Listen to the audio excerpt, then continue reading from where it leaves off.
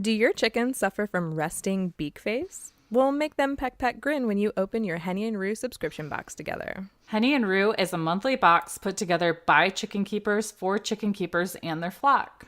Each month, you'll receive products that may not be available at your local feed store, build your poultry first aid kit, try new treats and coop products to keep your flock healthy and happy, and there are always fun gifts for the humans too. Go to hennyandroo.com and save 10% off your first box using code DRINKANDFARM. And as a subscriber, you can also visit the hennyandroo.com shop anytime to purchase select items and save 10% off every day on everything. Woohoo! Henny and Roo, better chicken keeping delivered.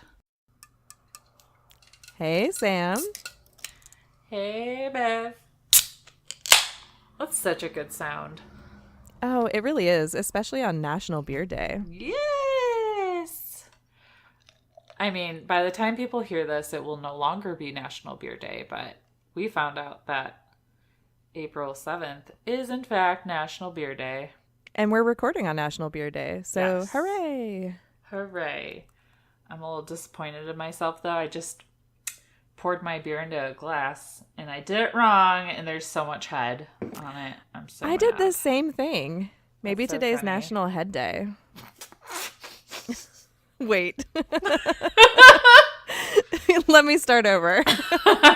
Scratch all of that.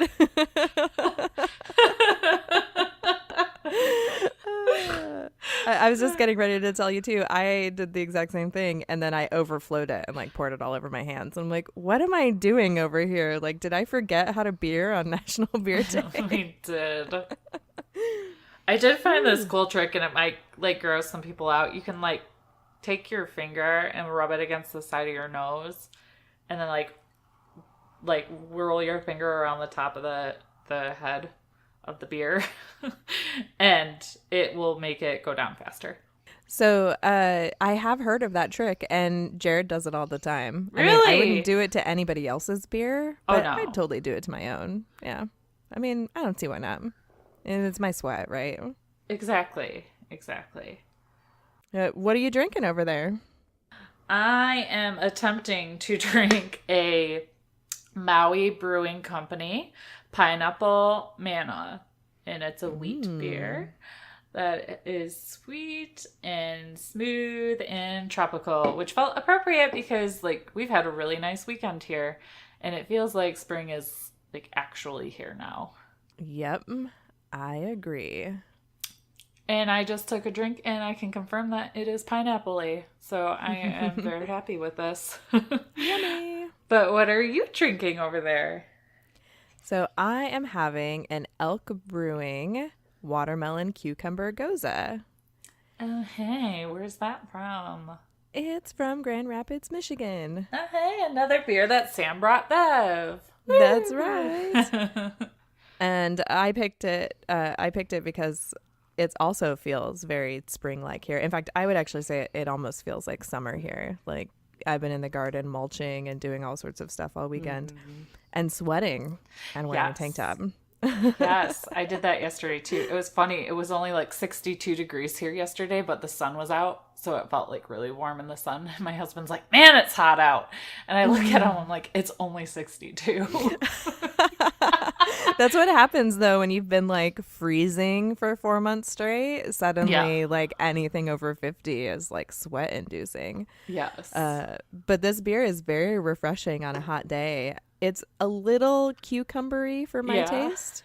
But it makes up for it in the sour department. And that would be the Goza coming through. So I would drink it again. Oh, good. So it's pretty good. Good. I mean, yes, we were talking about cucumber and its texture and flavor before we got on here. So I'm glad that it's not weird. Well, welcome to We Drink and We Farm Things. Woohoo! That's Bev over there. And that's Sam over there. And this is the Farm Comedy Podcast that is happy hour for your ears and your heart. Oh. We drink adult beverages, talk about farming things, and give zero clucks about not having the perfect farm life. Right. Because, I mean, it's not like we don't want our farms to be full of good things all the time, but the realities of farm life aren't always rainbows and sunshine. Yeah, we like to keep it real with you and have entertaining discussions that include the mistakes we make, new knowledge we gain, and a lot of times we go off on non farming related tangents. Yes. And sometimes we record those tangents and stick them up on Patreon.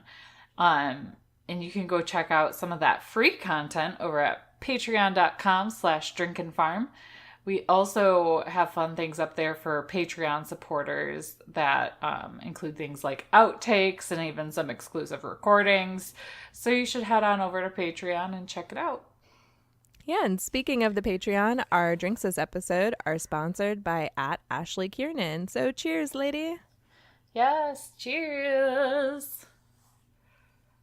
So, it looks like we have a corrections corner. Dun dun dun. We do.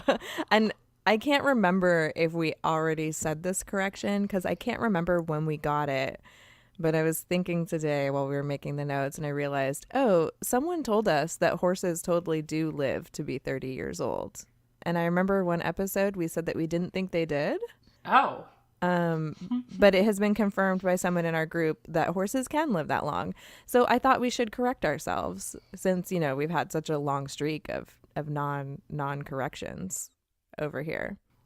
Yes. We can now erase the sign and put 0 days since, last correction. I mean, luckily our insurance doesn't go up for that. So yes, hey. Thank goodness. Yeah, and also I found out today that miniature donkeys can actually live to be up to 50 years old. What? It's probably not super common, but we were making jokes about how Hercules Mulligan has to go in the will. So Aww. I told the kids they have to split it with him evenly. Unless one of them wants to volunteer to take him. So joint custody of the donkey. Is it going to be like an every other week setup or? Yeah, right. I don't know. I guess it'll be whichever kid lives in the country and whichever one lives in the city because he's a little too loud to live on your apartment balcony. So that is true. Yes. Yeah. And I have some follow up on Hercules Mulligan. Oh, yeah? Yeah, he's here.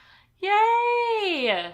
Yeah, he showed up today in a trailer. Oh, well, how convenient. I thought you weren't supposed to get him for a few more weeks, though. Yeah, it is very convenient. And very interesting, I guess, for lack of a better word. So it's funny. Whenever we got another animal around here, I always obsessively worry about it. Mm-hmm. And I probably don't need to do that. That's not necessary. I don't know why I do that to myself. I do that to everybody else in the house because I don't want to accidentally jump the gun and make the wrong choice, for everybody. Mm-hmm. And for everybody's sake. So I look up everything that could possibly go wrong and what are all the worst case scenarios. And I feel like I might just automatically apply those to myself and here when chances are that's probably not really the case. Mm-hmm. And it's good to be aware of the things that can go wrong or the things that are maybe not ideal about something just so that you can walk into it with your eyes open. But also sometimes shit just happens and you've got to take the animal or do the thing a little sooner than you thought you were going to. And I think that that's kind of where we're at now. Okay. Because he was gonna wait and come here until after he was gelded because I think it was last episode we talked about jacks can have some undesirable behavior traits or personality traits, but gelding them takes the testosterone down a notch so that they can be better guard animals and better companions to you and whatnot. But something else that happens is so he's been living in the same pasture with his mom. Well, his mom is just coming into her first heat after she had him. So because he hasn't been gelded and she's coming into her heat, he was mounting on her in the pasture. So dear. Yeah, because donkeys don't give a shit about that. We can't apply our human morals to the donkeys. Nope. And yeah, so my neighbor called me and he was like, hey, do you mind if we just bring him over earlier?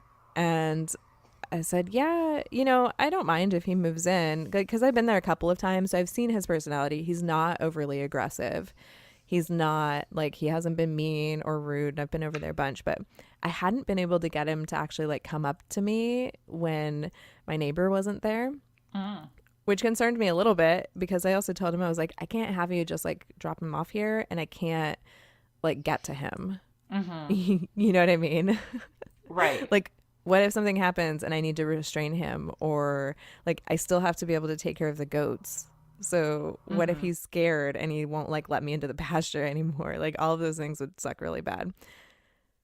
So I told him, I said, yeah, he can totally come over here early, but I've got to get to a point where he lets me pet him and he like eats things out of my hand and he like hangs out with me. So he's like, all right, come over. And I came over, he had him bridled for me so that we could walk around and I could actually like get close enough to pet him, because he lives on like a giant pasture with a bunch of cows. So when you walk in there, it can take you a little while to even find where the donkeys are at. And then you like, once they see you, they can just run from you. Right. Unless you have something they want. And apparently I had never brought anything that they wanted. Aww. I know. Apparently I'm really bad at picking out treats. So, but because he was bridled this time, he let me walk him. I got to pet him a bunch. He let me hug him. Like, I got down and like got my face close to his and like looked and stuff. And he got to know me. He got to trust me. He let me lead him. He got spooked a couple times, and I was even able to like, kind of like pull his head down, like you would a horse that spooks. And I didn't feel like he could like totally overpower me, as long as I did a good job at like keeping choked up on him. So I was like, all right, I can totally handle this. Yeah, I mean, bring him over whenever you want. And he's like, I'm going to load him up in the trailer right now and bring him over. I'm like, all right, I'm going to go home and make sure that we have everything ready. See you in a few minutes. So now he's here. Aww. And how's that going with the goats? So he's totally unintentionally terrorizing them right now. It's kind of adorable and kind of sad. Aww. Because the goats are looking at me like, what the hell? What is this? And why did you do this to us? And he's looking at me like, my new friends don't want to play with me. Oh, what's happening? guy. Why won't my friends play with me? And it's sort of funny. So I just keep telling the goats, go back to your donkey. He's yours now. He's fine. He's not going to hurt you. And they look at me like I'm insane. Yeah. And then he makes his hee-haw noise at me. Oh. It's all very adorable out there right now. I bet. It must be really hard for you to be recording right now and not being out there. Well, I did get to spend a lot of time out there this afternoon, but a thunderstorm is rolling in right now. So this was actually really good timing for me. Good time to take a break. That's funny. We're going to get one too. Yeah. Oh, I was wondering if you were going to end up having junky weather this afternoon also. So it was so nice this weekend. Like, it only made sense that something was going to roll in. Exactly. But we could use the rain. Always. The grass is just brown. Yep. Oh, but I do need some help from our listener universe, and they can like post this info in the group, or I don't know, maybe comment on this episode's Instagram post with some advice. I am currently 0 for 5 in the treats department on Hercules Mulligan. Oh. Yeah, we have tried carrots. That was a no-go. We tried apples. That was a no-go. Someone said apple flavored dog treats. I couldn't find those, so I just went with regular dog treats. Those were a no-go. I found apple flavored horse treats. Those were a no-go. And I tried peppermint flavored horse treats, and those were a no-go. Oh, no. I mean, I'm about to bring him a chocolate chip cookie and see if he'll take that. I mean, I was going to say, have you tried like animal crackers? Because our goats didn't like them at first, but now it's like their crack. Like, they you know are what? Obsessed. I totally have a bag of animal crackers. I'm going to try that. I did not think of that. I think he's still just like a little jumpy. He's just not taking candy from strangers, Bev. He was taught well. And you're trying Fair to break enough. him of that. Fair enough. Yeah, but he does walk up to me and he does let me get close to him. It still takes a little Oh, bit. it's so cute. I feel like within the week, like we're gonna be BFFs, so Yes. it'll be a little easier now that he's here. Yeah, absolutely. Yeah, he's gonna see you more often now, so that in and of itself should be okay, whether you get the treats right or not. Yeah, and he does have his appointment to get gelded. He's going to be gelded on, I believe it's the last Saturday in April. I can't remember what the date is off the top of my head, but the last Saturday in April, so it's just a few weeks. And he's going to be gelded here, so that means I get to watch and assist with it. Awesome. So that'll be a fun episode. Yeah. Or a graphic episode. Tune in the first episode of May. Yeah. To hear about gelding. Fun. I'm interested. I want to know what it was like. So yeah, I can't wait. All right. So I guess we can jump into the meat and potatoes of the episode. Not that, I mean, I felt like the donkey stuff was a great appetizer because I was super pumped when you texted me this morning that you were getting him. So I can't wait to see like some Instagram stories and things like that. But anyways, I thought it would be kind of fun to start talking about what I'm doing to get prepped to have goslings. And I just wanted to do this and maybe like an episode, instead of just like doing everything in one episode, maybe breaking it up into smaller chunks. But yeah, so I'm going to talk about what Sam's going to do to get ready for geese part 1 today. Woohoo is right. I don't know how I talked my husband into this because he thinks they're loud and obnoxious, which they can be. And we have a lot of Canadian geese around here. I shared an article in the group about how like a Canadian goose is terrorizing students at Eastern Michigan University because it's nesting season. And they like had to put out like a notice to the students to like avoid this area because this gander was getting so pissed off and like chasing after students. So that made me both kind of like amused and terrified about, getting geese. Obviously, Canadian geese are wild and they're kind of assholes because they're wild. Yeah. So I'm not getting Canadian geese. I'm going to get a few different kinds. For that. I will be getting Sebastopols. I'll get 2 lady geese and a gander. And I'm also getting a French Toulouse goose and a Roman tufted goose. So you guys should check out the Googles to see all the cute geese that I'm going to get. Ooh, I'm going to look up this, what was it? German tufted goose? Roman tufted. Roman tufted. He looks like he's got a little egg head. Or she. So I only got 1 male. And then, so it'll be 1 male and 4 females. Oh. Which should be pretty good. He looks like he's kind of wearing a little toupee. Yeah, exactly. Oh, cute. Yeah, and the Sebastopol geese look like they're wearing frilly ruffled dresses. Yeah. Yes. Tutus. Yes. I'm thinking I'm already thinking like names, and I'm thinking they might have to be like either Game of Thrones themed or Schitt's Creek, which 2 very different shows. But so I don't watch either of them, but for some reason I feel like Game of Thrones would be funnier. Yes. And because it's fancier, like Game of Thrones is obviously like a period piece, like it's old timey. Schitt's Creek is more just like a comedy. That's very okay. Funny. But I feel like once I see them, I'll just know. But leaning towards some fancy Game of Thrones names. So maybe we can throw up a post in the group and see if other people have some other suggestions I can rattle around in my brain. So yeah, check that out in the group on Facebook.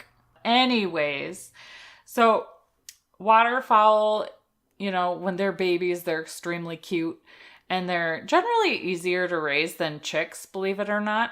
But it's important to be well prepared for waterfowl as you would be for chicks. So today, let's talk about the things we need to do before they arrive. Now, a lot of this is going to be similar to the stuff you need for chicks and the stuff you need for ducklings. Ducklings and goslings are pretty similar. So obviously you're going to need a brooder. And this will offer them protection and a place for them to have their food and their water in a warm environment for the first few weeks of life. And a brooder can just be like a simple plastic bin, like the ones that you might have for Christmas decorations, like me, like the huge ones. Or you could use a cardboard box. For waterfowl, I would not suggest a cardboard box because, well, water, and we'll get to that in a little bit. Yeah, I mean, they are waterfowl, so. Yeah. I mean, there should be water involved. Yes. And it can be located inside the house or the barn, in an outbuilding or garage. I would just make sure it's like inside somewhere because, you're going to have cats, dogs, rodents, raccoons, things like that can just get in there and take them out real quick. So make sure it's like a secure area. In the brooder and pen, goslings will need about 1.5 square feet of space per bird for the first 3 weeks. Then between weeks 4 through 8, you'll want 4.5 square feet. And then for weeks 9 through 17, you'll want 6 square feet per bird. And then after that, they'll need 9 square feet per bird. So they need pretty significant space. So we'll be expanding our duck run here. So we're not going to overcrowd the birds because overcrowding can cause feather eating, increase bacterial and parasite load. And waterfowl are super messy. So you'll want to make sure you have a lot of wood shavings and straw for bedding. And make sure that, it's not treated with chemicals or mold free. The same basic stuff that you would think of for ducks and chicks. You don't want to use slippery materials like newspaper because that can cause spraddle leg. So that stuff's pretty basic. If you've done chicks or ducks before, it's pretty much the same, except they require a little more space. Yeah, I mean, and they are bigger birds, so that kind of makes sense. But also, they have a bigger wingspan, so I'm picturing in my head that might be why. Yeah, so like I said, we're going to expand our run area, but I'm also going to give them the option to free range. Obviously, in the winter, we don't let them free range as much, and they have much less interest when there's snow on the ground. Right. As far as the ducks go anyways, I don't know if the geese will feel a little differently. We'll find out. But another thing you'll want to consider is heat. So baby waterfowl need less heat than chicks, and their heat needs will be dependent on ambient air temperature, humidity, and flow of air. So unlike chicks, they start off at 95 degrees and then lower 5 degrees per week. Ducklings will start off at 90 degrees and then lower the temperature by 5 to 7 degrees per week. You can measure the temperature at the floor under the heat lamp. And ducklings and goslings are comparable with the 90-degree thing. You'll also want to make sure there's enough room at the outer edges of the brooder that it's 10 degrees cooler than under the heat lamp. And then when you're waiting for your baby goslings or ducklings to show up, you'll want to turn that heat lamp on the day before just to, warm everything up in time. And it's important to note that one heat lamp can handle about 35 ducklings or 20 goslings. And obviously, we've said it before, we'll say it again, heat lamps are a fire risk. No matter how well you have it secured, it's always, kind of a scary thing to be using them. So you can use a heat lamp, just make sure it's super secure. You can use something like I forget what they're called. There are other alternatives to heat lamps for chicks and brooding and ducklings. Yeah, they have those ceramic bulbs that go into the heat lamp so that you can still use your actual heat lamp, but it's got the ceramic plate bulb instead of the filament bulb. Because one thing about the heat lamps, and So I always thought that the fire risk was because the birds could hit it and like knock it down, or it could, like fall and light the bedding on fire. But because they're a filament bulb, they can actually burst, and that's what causes a lot of fires. And like you can't protect yourself against the bursting. It's like Right. one of those like shit happens moments. But I mean, I've used them a bunch of times and haven't had any issues yet, like knock on wood. But so we just have to like tell you all that info. That way we Yeah. don't look irresponsible. Yeah, and there are things like heat plates. Yeah. The chicken chick uses those. She's very anti heat lamp, which is fine, obviously. She uses the heat plates. They're a little expensive, but it does kind of give you the whole peace of mind thing. So we can link something up in the show notes so you can look at that. And then there's also like heated pads you can use. I've used those before with chicks and it worked perfectly fine. So there are different options out there. You just got to find out what's right for you. But regardless, they're going to need heat and they need the option to get away from it if they get too hot. Next thing is water for the waterfowl. Yay! So, yes, yay until you get them and they just start like screwing everything up. They just like ruin your pretty nice brooder that you just put together for them. They do. Have no respect for how much time you put into that shit. They don't. But you'll want to place your water container in the brooder a day in advance so the water isn't cold when they get there. You'll need to design a water in such a way that the babies cannot get into the water and become soaked. However, they will need to have enough water to dip their heads under to wash their eyes and bill. One common solution for messy ducks and goslings is placing their water on a screen-covered platform, which allows the water to drop down to the bedding, keeping the watering area dry.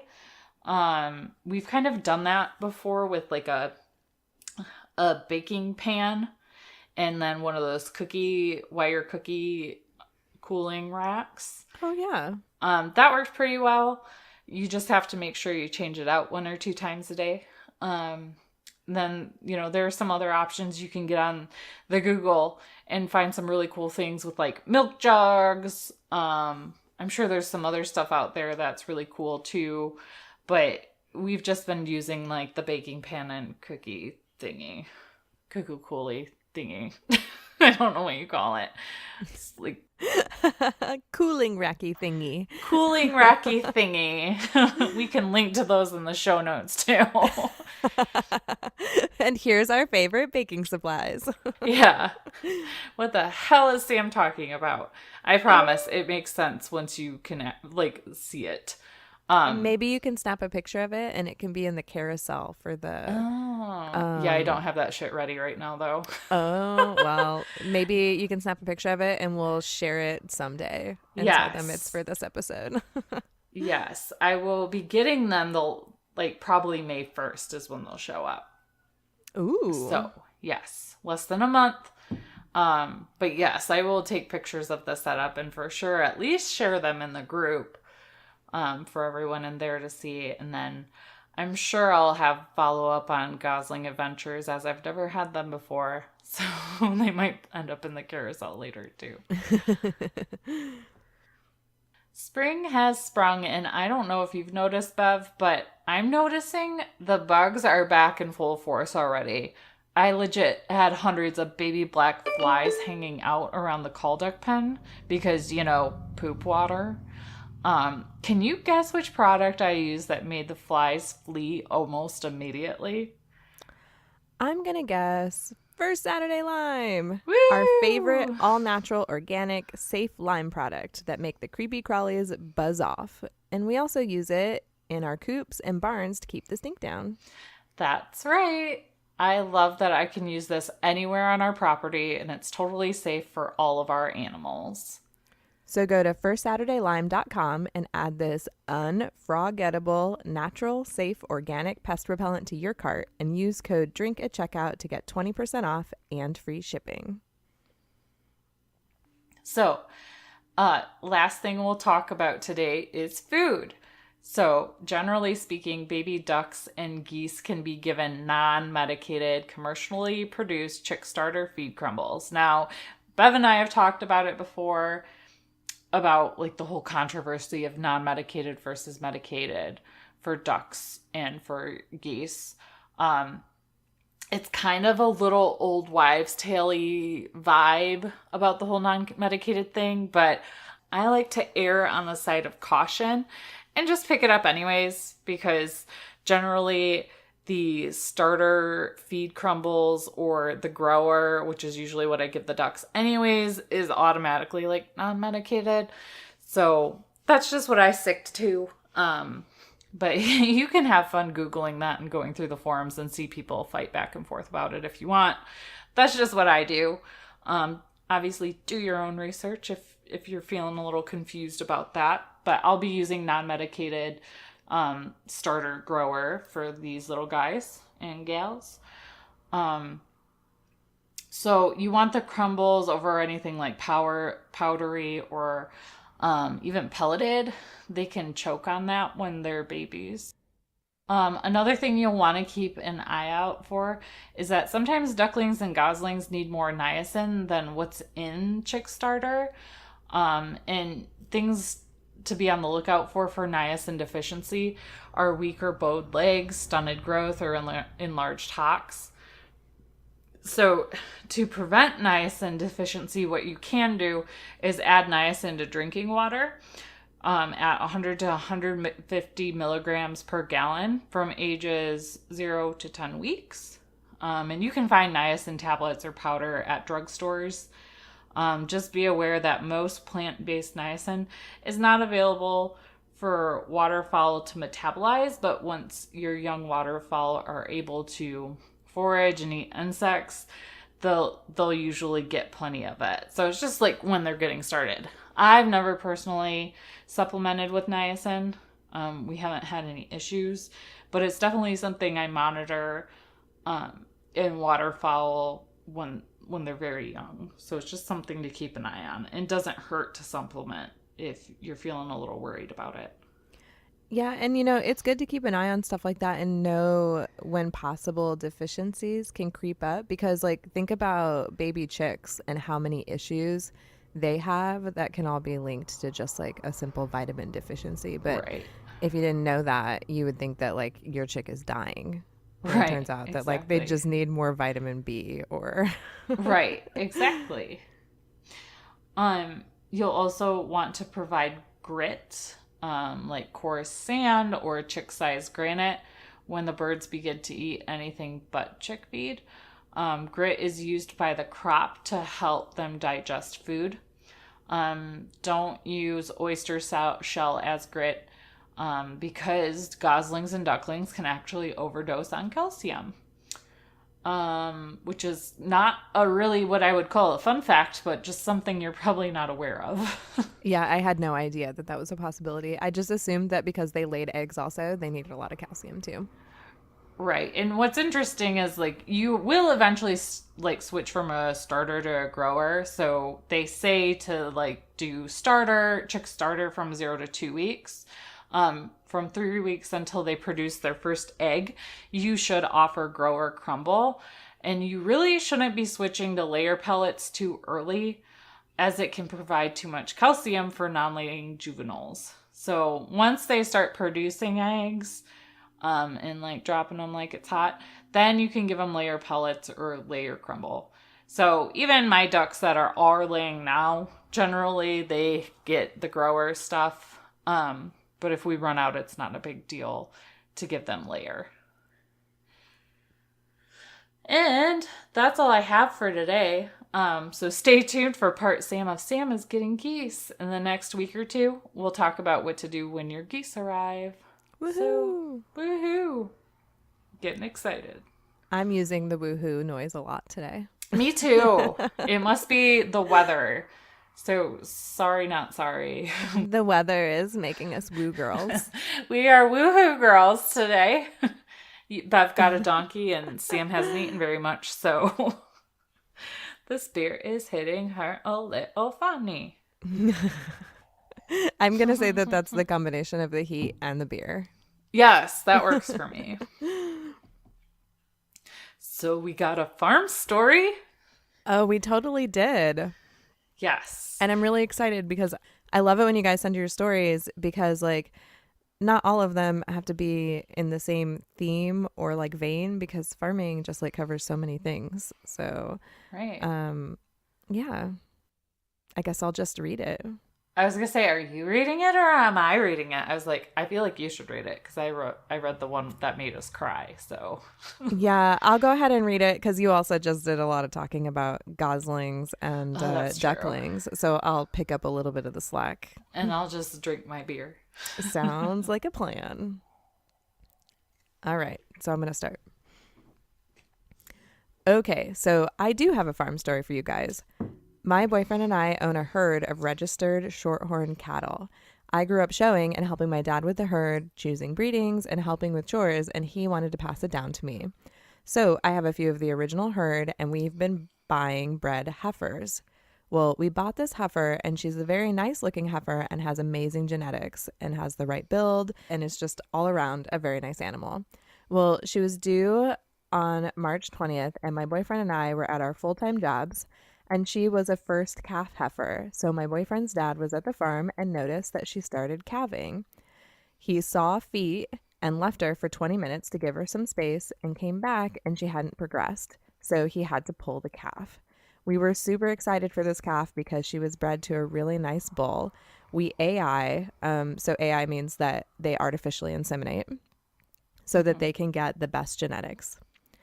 The calf was a heifer calf that came out dead. We were very Oh. sad, but you can't give up. We wanted this first time mama to raise a baby, and a dairy farmer had had a bull calf born the day before and asked us if we wanted him. And I was like, yes, we do, because you can try to get cows to adopt a calf and take it as their own. This is very, very hard to do because they already know the scent of their baby, even if it was born dead. And we tried everything. Nothing would work. She wasn't going to take it at this point. I remember my dad telling me that the best way to get it to take was to actually take the hide off of the deceased calf and put it on the new one. I know that that's not a very pleasing thing, but if it works, it works. So that was what we did. And finally, the mama took the baby, and now we have her taking care of it and nursing it and licking it as if it were her own. This is hard to do with younger cows, especially a first calf heifer, since they have no idea what to do, kind of like any first time moms. So that's my farm story. It's a little graphic, but hey, it's farming. Kayla. Yeah, that's super interesting though. Like it is a little like if you're like not expecting to hear about that. But I've actually read even for like goats, if the mom rejects the kids, one of the things you can do is wipe like the kid on her back end after she gives birth because it'll smell like her, and then she might like recognize that and take up with the kid. I wonder if the same thing would happen if like, you know, two mama goats gave birth relatively soon and one rejected them or couldn't, or died or something like that. If you can in theory do the same kind of like rubbing of scent for goats on a completely different baby goat. I'm not sure, but this makes me think maybe it's possible. Yeah. And, I wouldn't have thought to do that. And, I'm glad that she sent in that story because, yeah, I mean, it is a little graphic, but like the things that we have to do, like for our animals sometimes, just aren't pleasant. Mm-hmm. They're the best things that we can do to make them more comfortable and do the thing that will eventually come naturally to them. Because, like, if this mama hadn't taken that baby calf, then the dairy farmer would have had to bottle feed it, which, when you Yeah. have a big herd of cows, that's not the easiest thing to like make time for. It's easier if another Right. mama cow will just take it. So, yeah. So thanks for sending us that story. We Yeah. totally appreciate it. It's so fun. I love it when people like send us their stories and we get to experience it because it's nice that, you and I get to share our stories every week. Yeah. But it's even more fun and it feels like more like a community when you guys share them with us. So, yeah, make sure you're just sending us your stories. I mean, obviously that one was, a little sad but had a good ending. You can send us any kind of farm story. You can send them to us on Instagram at Drink and Farm, or you can email them to us at drinkandfarm@gmail.com. Yeah. And you guys know the drill by this point, but you still got to listen because this is all still really important information. Coop camp dates have been announced and we'll be there June 7th through 9th. There's a link to it in the show notes if you want to come join us. Yes. And take our survey. It gives you the chance to give us anonymous feedback, and there will be a link in the show notes for that as well. And join our Facebook group. You can find it by searching We Drink and We Farm Things on the Facebook. The group, you have to answer questions to get in. So if you don't answer questions, we won't let you in. If you only answer one of the questions, we won't let you in. If you've been wondering why you're sitting in purgatory, just go check that out and answer the rest of the questions. Or you can cancel your request and try again and answer all the questions this time. Yes. Sorry, Hamlet's going berserk. You're fine. And make sure you review us in all the places. And if you really like us, hit that download button and even hit that subscribe button because that helps the podcast out and it makes us more discoverable to other people. And we sell merch. There will be a link to both shops in the show notes. There's one shop where Sam makes all the awesome things, and she took a sweet selfie with one of the tumblers that she makes that keeps your beverage cold or hot and keeps the poo out of it. Yes. Which is super exciting. And we have another merch shop that's like professionally screen printed like shirts and hoodies and tank tops and all sorts of neat stuff. So link to both of those in the show notes. And we have a hashtag. Use hashtag Drink and Farm on Instagram anytime you were drinking something you love and farming safely, like no drinking and using an auger, We share them every Tuesday and Thursday on our Instagram feed, and we'll probably maybe start posting a bunch in our stories too if you guys, start flooding us. It's like perfect drink and farm weather here in the Midwest right now. So if you guys are out drinking and farming like us, make sure you snap a picture and tag it. And also I have some follow-up on the Patreon gift.